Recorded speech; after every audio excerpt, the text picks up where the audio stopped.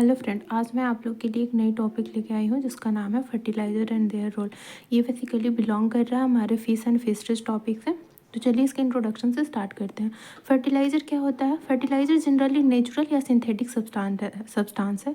इसको हम नेचुरली भी ले सकते हैं या फिर इसको हम बना भी सकते हैं।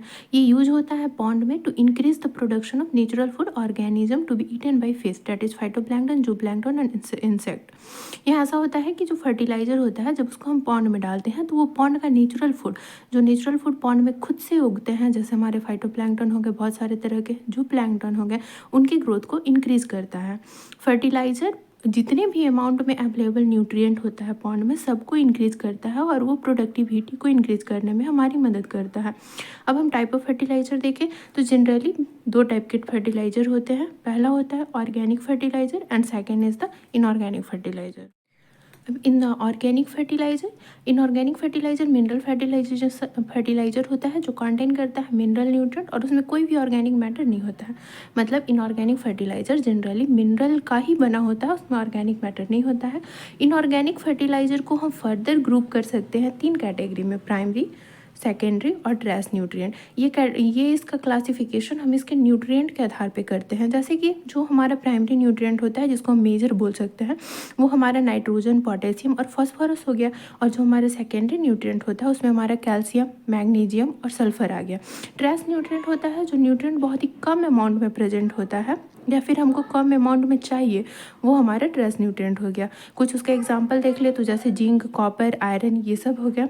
फर्टिलाइज़र को हम नेम किए according to primary nutrient they content, और मोस्टली हम देखें अभी एट प्रेजेंट तो डीएपी और यूरिया जो होता है वो यूज होता है फिश पॉन्ड में to provide necessary nutrient to increase the production of fish.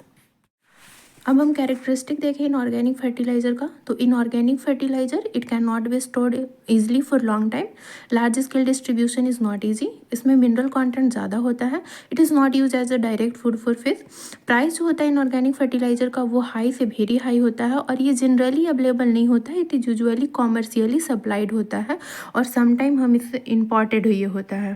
अगर हम इनऑर्गेनिक फर्टिलाइज़र या फर्टिलाइज़र का केमिकल कंटेंट देखना चाहें कि वो पॉन्ड में किस तरह से वर्क होता है, तो आप देख सकते हैं कि ये हमारा जो है सो पॉन्ड है, एयर है, वो जब हम केमिकल फर्टिलाइज़र को वाटर में डालते हैं तो कुछ पोर्शन उसका फाइटोप्लैंक्टन ऑब्जर्व करता है और वो यूज़ करता है फॉर स्टोरेज, एसिमिलेशन और डेवलपमेंट के लिए। कुछ अनदर पार्टिकल्स जो होते हैं फर्टिलाइज़र की, वो particle mineral organic matter consume करते हैं, और जो लास्टली बचे हुए पार्टिकल्स होते हैं वो बैक्टीरिया लेता है जो मड और सॉइल में जाता है। बैक्टीरिया बेसिकली ये फर्टिलाइज़र लेते हैं फॉर डिकम्पोजिशन के लिए और वो डिकम्पोजिशन में न्यूट्रिएंट रिलीज करते हैं। यहाँ पे सॉइल और मड के बीच में न्यूट्रिएंट का एक्सचेंज होता है जो रिलीज करता है, फाइनली यहाँ से न्यूट्रिएंट रिलीज हो जाता है।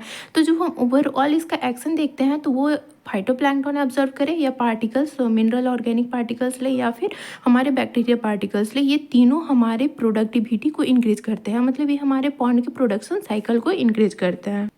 अब हम बात कर लेते हैं ऑर्गेनिक फर्टिलाइज़र का। तो ऑर्गेनिक फर्टिलाइज़र क्या होता है कि जितने भी एनिमल या प्लांट ड्राइव्ड फर्टिलाइज़र होते हैं वो सारे हमारे ऑर्गेनिक फर्टिलाइज़र होते हैं। ये कंटेन करते हैं मिक्सचर ऑफ ऑर्गेनिक मैटर और मिनरल न्यूट्रिएंट दोनों।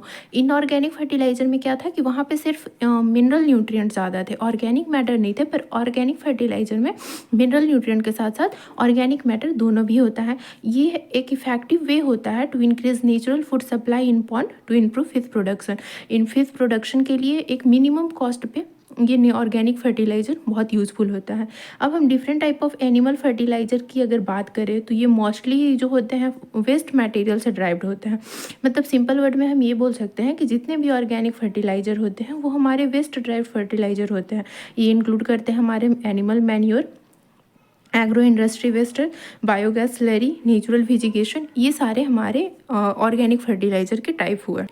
Now let's move to the characteristic. तो हम कैरेक्टरिस्टिक की बात करें तो ऑर्गेनिक फर्टिलाइज़र में हमको रेडीमेड मास मिलता है ऑर्गेनिक मैटर का जो कि नेसेसरी होता है न्यूट्रिएंट के लिए। दूसरा हमको मिलता है कि इसको हम ज़्यादा देर तक स्टोर नहीं कर सकते हैं, इसका लार्ज स्केल डिस्ट्रीब्यूशन ईजी नहीं होता है, मिनरल कंटेंट कम होता है and it can be available easily, that is neighbourhood और अपने खुद के फार्म से भी मिल सकता है। It is use a direct food for fish, price is low to medium, cost per unit nutrient is high. तो हम देख सकते हैं ये हमारा कैरेक्टरिस्टिक हुआ ऑर्गेनिक फर्टिलाइज़र का। चुप रहो ना कोलू। अगर हम एक्शन की बात करें ऑर्गेनिक फर्टिलाइज़र का, तो ऑर्गेनिक फर्टिलाइज़र की हमारी एक्शन होती है, जैसे हम इसको पानी में डालते हैं या पॉन्ड में डालते हैं तो ये हमारा ऑक्सीजन के कार्बन डाइऑक्साइड के कंटेंट को इंक्रीज़ करता है। कार्बन डाइऑक्साइड कंटेंट इंक्रीज हुआ तो हमारा फाइटोप्लैंक्टन की ग्रोथ बढ़ेगी, फोटोसिंथेसिस एक्टिविटी इंक्रीज होगी, और फोटोसिंथेसिस एक्टिविटी इंक्रीज होने के कारण हमारे जो प्लैंक्टन की ग्रोथ होगी, जिसकी वजह से हमारा नेचुरल फूड जो होता है पॉन्ड में वो इंक्रीज हो जाता है।